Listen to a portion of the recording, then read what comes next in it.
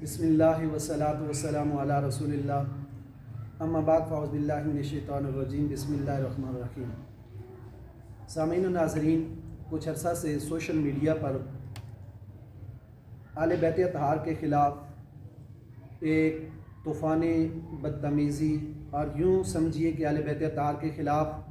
انتہا درجے کی گناؤنی سازشیں کی جا رہی ہیں۔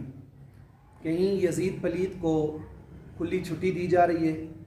تو کہیں مروان جیسے بدبخت کو پلید کو صحابہ کی لسٹ میں شامل کیا جا رہا ہے۔ کہیں عمر بن سعد جو آل بیت اطہار کا قاتل تھا،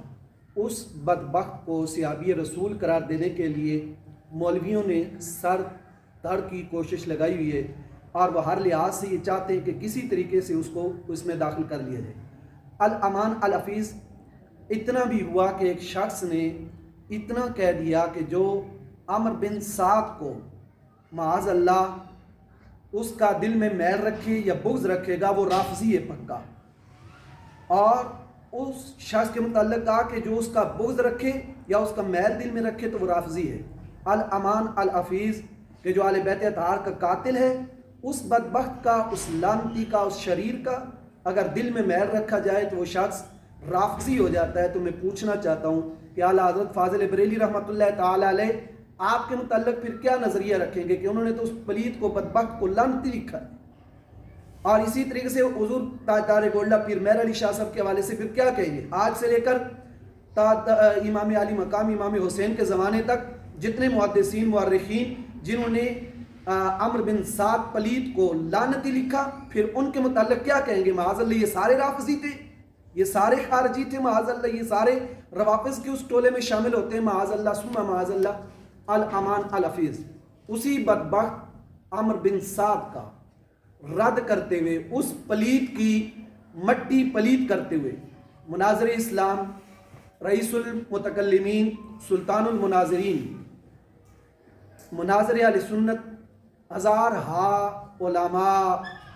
اور ہزارہا حفاظ اور مفتیان کرام کے استاد، میری مراد کروڑوں دلوں میں بسنے والی شخصیت مفتی اہل سنت، مفتی اعظم پاکستان مفتی محمد حنیف قریشی صاحب نے اس بدبخت کا رد کرتے ہوئے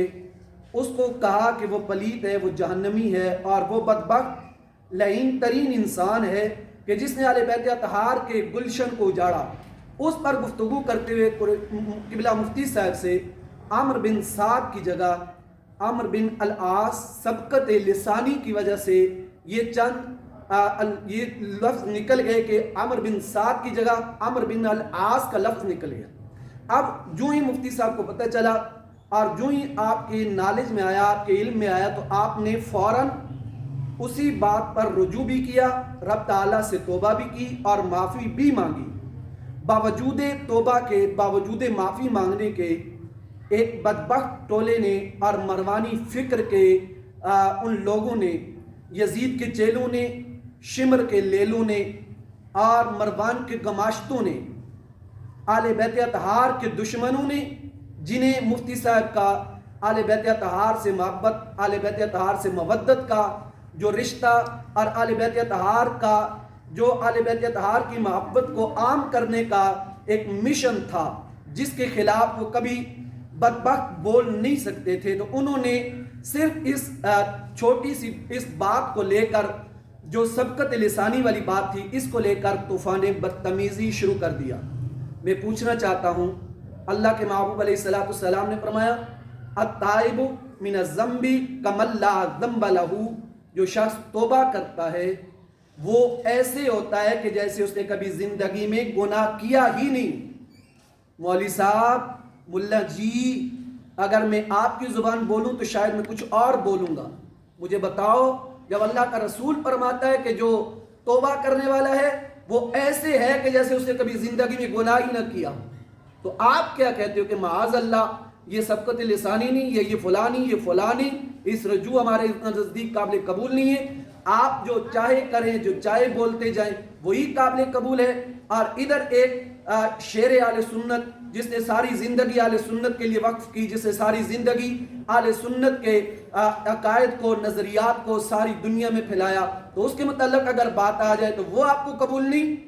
یہاں وہ بدبخت بھی بیٹھے ہیں جنہوں نے سیدہ طیبہ طاہرہ سیدہ فاطمہ الزہرا کی گستاخی کی، اور وہ اونٹ کی طرح آج بھی اکڑا ہوا ہے۔ کیا اس کے متعلق بھی ایسا کہیں گے؟ کیا اس کے متعلق بھی کوئی ایسا جملہ بولیں گے؟ کیا اس کے متعلق بھی ویڈیو جاری کریں گے؟ کیا اس کے متعلق بھی آپ کا یہی نظریہ ہے کہ اس بدبخت کو بھی کٹہرے میں لایا جائے، یا اس کو بھی، اس کے خلاف بھی قانونی کارروائی کی جائے؟ اور بہت ساروں کو قانونی کارروائی کرنے کا شوق ہے، تو بیٹا جی قانونی کارروائی کر لیجئے، شروع کر دیجئے۔ پھر ہمارے پاس بھی بہت سارا مواد موجود ہے کہ کتنے بدبخت ہیں اور کتنے ایسے ہیں کہ جنہوں نے معاذ اللہ صحابہ کرام رضوان اللہ تعالی اجمعین کے متعلق ایسی بہت ساری باتیں کی ہوئی ہیں۔ اور میں اہل فکر سے، اہل نظر سے یہ پوچھنا چاہتا ہوں، مجھے بتاؤ ذرا، اگر سبقت لسانی کے باوجود، توبہ کرنے کے باوجود، اگر پھر یہی قانون کی بات کرنی ہے تو پھر لے آئیے،